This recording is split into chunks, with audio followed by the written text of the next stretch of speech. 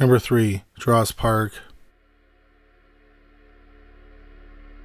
There are more than 80,000 people buried in Maple Hill Cemetery in Huntsville, Alabama. That's almost 2 stadiums worth of dead folks. But what would you expect from a place that's been around for 200 years? Established in 1818, Maple Hill covers more than 100 acres of land. It marked the final resting place of 5 Alabama governors, 5 U.S. senators, and scores of Confederate soldiers. The graveyard has a rich and important history in the Cotton State. So it's no surprise that Huntsville has tried to capitalize on the historical importance. Every year, the city hosts a cemetery stroll, a walk among the tombstones, as it were. The event has become something of a tourist attraction, thanks, in no small part, to the dozens of actors who roam the grounds, portraying some of the cemetery's most colorful residents. As with most tourist attractions, but unlike most cemeteries, Maple Hill also offers access to a kids' playground. It's a place where weary parents can unstrap their strollers and allow their kids to tucker themselves out for a while. But many of those parents have little idea that the cemetery's nearby playground is haunted. For many years, cemetery visitors have related stories about hearing voices of children laughing and singing. The disembodied voices would call out to each other. Sometimes an adult's voice would call back. And the swings have a habit of flying back and forth on their own. Most of these sightings are ones unfamiliar to a playground. Except these occurrences, for the most part, occur in the middle of the night, long after the children have gone to bed. As for the swings that swing on their own, most would point to the wind as an innocent enough culprit.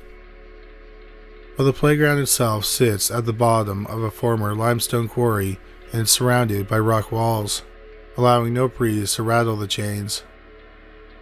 There have even been sightings of glowing orbs floating slowly down the little slide. But the haunting stopped in 2007 when officials elected to bulldoze the playground to make more room for the city's dead. When parents complained, however, the city abandoned its expansion plans and built a new playground in the same place. And the hauntings returned. In 2008, the Alabama Paranormal Society visited the playground and managed to capture a photo of a small female lurking behind the play equipment. Then in 2012, another team of ghost hunters said that they recorded those echoing voices of children, even though the researchers were the only ones there. The reasons for the unsettled spirits of these children is a matter of some local debate. The cemetery is filled with the bodies of hundreds of kids who succumbed to the 1918 Spanish flu. But one story also points to the park's history as a limestone quarry during the 1940s and 1950s. When the quarry was abandoned, nature reclaimed the land, and a combination of natural rock walls and thick birch trees, to some, made it the perfect alcove place for evil. Unconfirmed rumors about a series of child abductions and mutilations soon followed. But while these rumors have never been confirmed, they perhaps started in the early 1960s when the Huntsville newspapers began publishing stories about a string of real cases of missing girls. Some of those girls were found, but some were not. Another source of legend may have been born out of the fact that in the area, during the early 1900s, there were a number of thriving mills. At the time, a major source of labor for these mills was children. Mill work was sometimes dangerous, often deadly work. Whatever the source of the playful poltergeist, it is a good bet their corporeal forms are buried next to the playground in the cemetery. There are no other cemeteries in the area. When it opened in 1985, the town named the kids' playground Drost Park. Locals, however, simply call it the Dead Children's Playground. And today, it's a local tradition in Huntsville to visit the cemetery in search of spirits, especially at Halloween, when the children come out to play. Number 2. Poasttown Elementary School. Daryl Wishman is not a wealthy man, but he does live in a house with 54 rooms. In 2004, Wishman and his wife purchased Poasttown Elementary School. They converted portions of the 3 floors and 35,000 square feet to live in. But as the couple moved in, their grandchildren began to explore. Strange things began to happen. There were sounds of desks being dragged across the floor when no one else was in the building. Then they heard footsteps late at night, though all the doors and windows had been locked. The doors of the school's old lockers also began slamming on their own. And soon the family would catch glimpses of black floating masses, white mists, and glowing orbs of light in the school's hallways and classrooms. I've heard voices with my own ears when no one is here but me and my wife, Wishman told WCPO TV in 2016. I just can't explain it.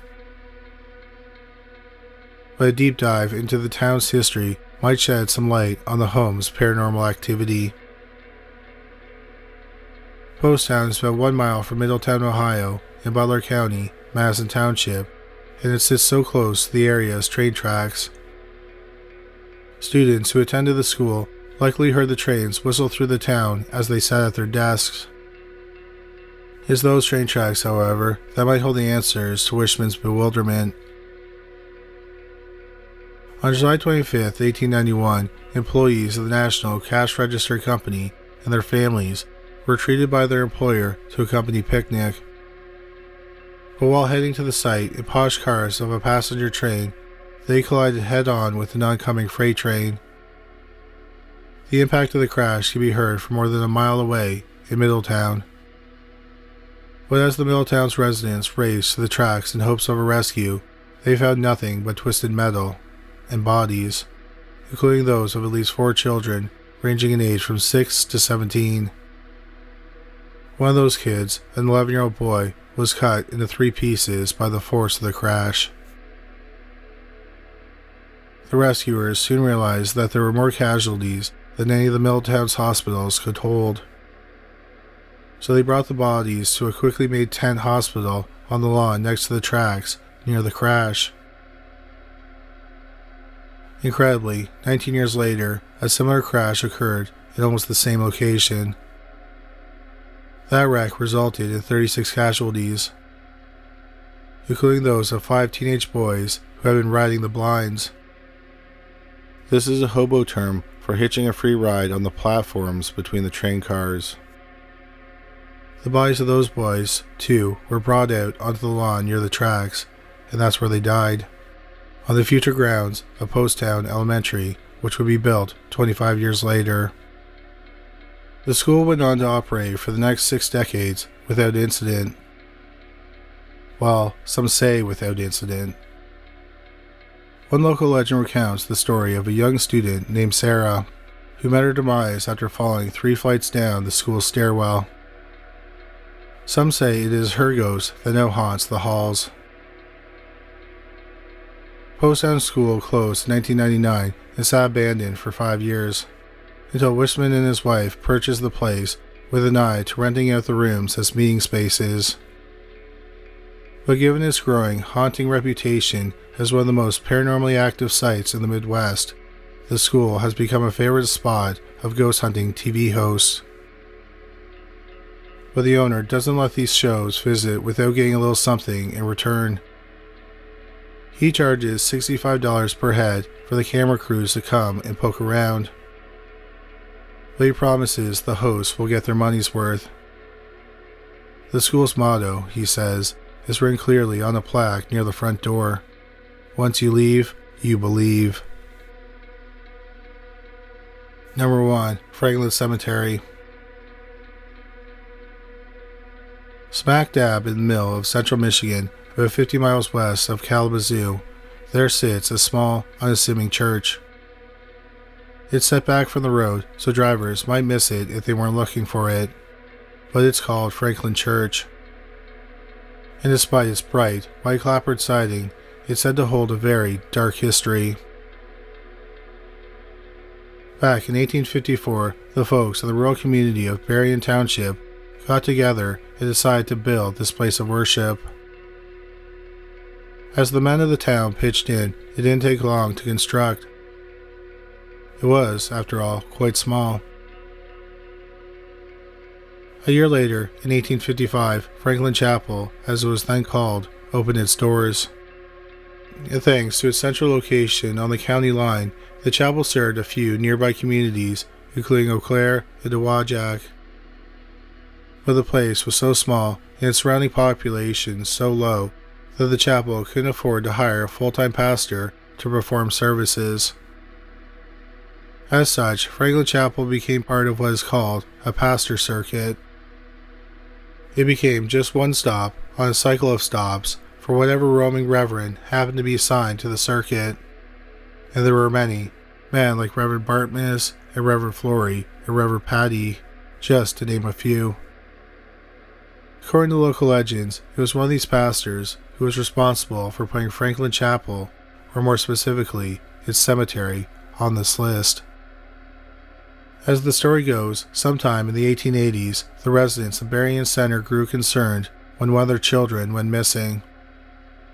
For days, they searched for the child until a few townsfolk spoke to a few neighbors in the adjacent counties. They too had had children go missing. Along the way, someone realized that the only connection between the two towns was the pastor who stopped in both places on his bi-monthly circuit. When confronted, the pastor tearfully admitted to killing the child and burying him or her in an unmarked grave on the chapel's grounds, among the marked graves of the 30 or so residents who died over the past 30 years. Despondent over what he had done, the pastor somehow escaped the angry mob and fled to the chapel, where he barred the doors, climbed to the bell tower, and hanged himself. Unfortunately, this was before he could reveal where he buried the child's body. Whether the legend about the pastor and his gruesome crime is true or not is up for debate. What is true, however, is that Franklin Cemetery has seen a lot of tragedy during its 167 years. So many lives cut short. Take, for example, Angelina Curtis, Louisa Harshman, Lydia Llewellyn, and Harriet Hoyt. 4 people who died between 1858 and 1865, all who were aged 5 years old. Then there are boys like George Weiss and Simon Barnett. They died at ages 6 and 7 respectively. In fact, of the 457 bodies buried in Franklin Cemetery, nearly a quarter of them are children. So many kids, in fact, that the place has earned the nickname Munchkinland. And there have been many reports that those kids are not resting in peace. Visitors to the cemetery over the years have reported hearing ethereal whispers or giggling.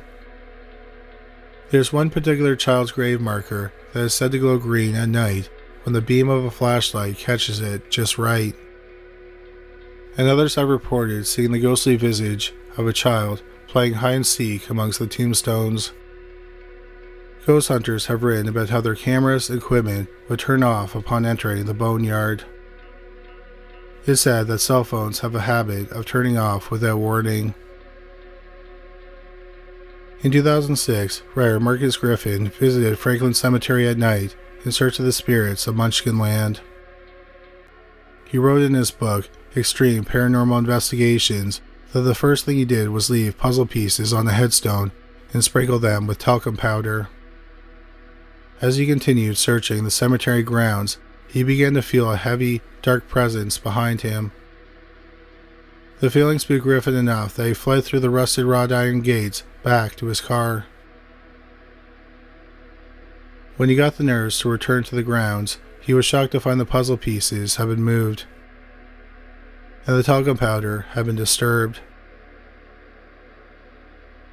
During a separate investigation, the Michigan Paranormal Research Organization managed to capture a snippet of audio recording from the cemetery. Playing it back later, they managed to make out one ethereal word, robe. A pretty underwhelming discovery, one might think, until you picture a 19th century country pastor going from town to town wearing a black robe. Thank you so much for watching this video. We hope you found it interesting. If you did find it interesting, please make sure you subscribe. We'll have a new video about the paranormal every week. If you just discovered this channel, please make sure you check out our other channel, Criminally Listed. We have over 325 videos featuring bizarre but true crime stories. You can find it at youtube.com/criminallylisted. We also have a podcast about cold cases that were eventually solved called Criminally Listed Presents Into the Killing. You can find it on Stitcher, Spotify, Amazon Music, and anywhere you find great podcasts. But that's all for today. Thanks again for watching.